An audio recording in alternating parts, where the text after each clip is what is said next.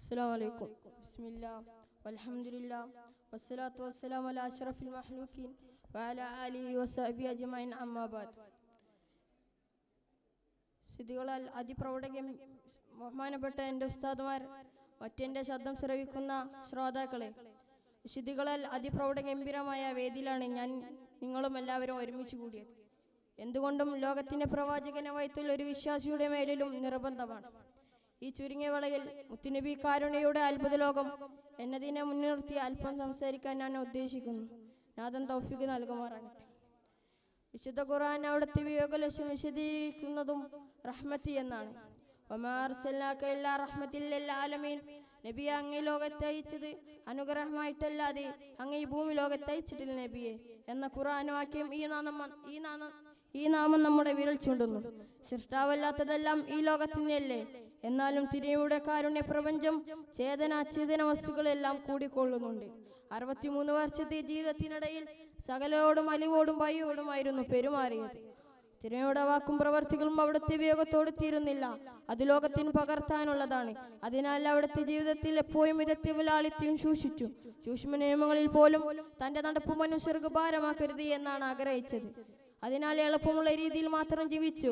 രാത്രി നിസ്കാരം കഴിഞ്ഞാൽ തന്റെ തിരുദിശയിൽകളടമേറിയ ഖുർആൻ സൂറത്തുകൾ പാരായണം ചെയ്തതായി അറിഞ്ഞപ്പോൾ അവിടുന്ന് പ്രയാസപ്പെട്ടു. പ്രഭാതത്തിൽ തൊഴിലിറങ്ങി തേടിയവർക്ക് അത് ഭാരമാകുമെന്നോർത്ത് ചുരുക്കി ക്രമീകരിക്കാൻ ആവശ്യപ്പെട്ടു.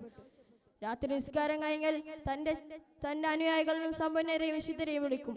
സമ്പത്ത് വിശുദ്ധ മാർഗത്തിൽ ആവണമെന്ന് പഠിപ്പിക്കും. സാമ്പത്തിക ക്രയവിക്രയം നന്നായി പഠിപ്പിക്കും. 2 വിഭാഗത്തിനും ക്ഷമശ്വാസം നൽകുന്നതായി അവിടുന്ന് പ്രത്യേകം ശ്രദ്ധിക്കും. കരുണയുടെ സംസാരമാണ്. തിരാദീസിലൂടെ ഭൂമിയിലുള്ളവർക്ക് കാരുണ്യ ചെരിയും. ലോകത്തിന്റെ ആധിപകനായ റബ്ബ് ലോകത്ത് കരുണ ചെരിയുമെന്ന് പറഞ്ഞു തന്നു. കാരുണ്യവന്മാരായ അടിമകളോട് അല്ലാഹു തആല കരുണ ചെരിയും. കരുണയില്ലാത്തവൻക്ക് കാരുണ്യം ലഭിക്കില്ല തുടങ്ങിയ കരുണയുടെ ഹദീസുകൾ മാത്രം നിരവധിയുണ്ട്. നബിയാണ് പക്ഷെ സാധാരണ മനുഷ്യരെ പോലെ തിന്നും കുടിച്ചും കച്ചവടം ചെയ്തും അങ്ങാടിയിൽ പോയി കുടുംബ ബന്ധം പുലർത്തിയും ആളുകളുടെ ജീവിച്ചു കാട്ടിയ നേതാവാണ് മുത്തുനബി സല്ലല്ലാഹു അലൈഹി വസല്ലം. കൊച്ചുകുട്ടികളെ പരിചരിക്കാനും അവർക്ക് കാരുണ്യം ചെയ്യാനും മാത്രം പ്രത്യേകം പരാമർശങ്ങളാൽ ഹദീസുകളിലുണ്ട്. കുഞ്ഞുങ്ങളോട് കരുണ ചെയ്യാത്തവനും മുതിർന്നവനെ ആദരിക്കാത്തവരും നമ്മിൽപ്പെട്ടവനല്ല. വികൃതമായ തലമുറകൾ തമ്മിലുള്ള സംഘർഷം ഇല്ലാതാക്കാൻ ബഹുമാനത്തിലും കാരുണ്യത്തിലും കഴിയണമെന്ന് അധ്യാപനം ചെയ്തു. കുട്ടികളിൽ അവരിൽ ഒരാളായി പെരുമാറുന്ന രസതന്ത്രമാണ് അവിടുത്തേത്. മടിയിലിരുത്തിയും തോളിലേറ്റിയും കളിച്ചും ചിരിച്ചും എത്ര കുട്ടികളാണ് ആ ലാളനെ ഏറ്റുവാങ്ങിയത്. മടിയിലിരുത്തി ലാളിക്കുന്ന എത്ര കുട്ടികളാണ് ആ മടിയിൽ മൂത്രമൊഴിച്ചത്. ലോകഗുരുവിന്റെ മടിയിൽ മൂത്രമൊഴിച്ച കുട്ടികളെ ശകരിക്കാൻ വരുന്ന രക്ഷിതാക്കളെ അവിടുന്ന് തിരുത്തി. അവരെ വേദനിപ്പിക്കരുത് എന്നാണ് അവിടെ അരുളിയത്.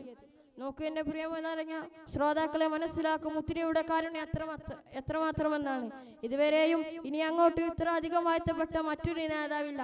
അവിടുത്തെ അനുധാവനം ചെയ്ത് ജീവിച്ചവരാണ് നമ്മുടെ മുൻഗാമികൾ മുഴുവനും. അതുപോലെ നമ്മൾക്കും അവർക്കും അവിടുത്തെ അനുധാനം ചെയ്ത് ജീവിക്കാനും സ്വർഗപ്രവേശനം നൽകാനും അല്ലാഹു തആല തൗഫീഖ് നൽകുമാറാകട്ടെ. ഇത്രയും പറഞ്ഞുകൊണ്ട് എൻ്റെ വാക്കുകൾക്ക് ഞാൻ വിരാമം കുറിക്കുന്നു. വാഹൃദവാന അൽഹംദുലില്ലാഹി റബ്ബിൽ ആലമീൻ. അസ്സലാമു അലൈക്കും.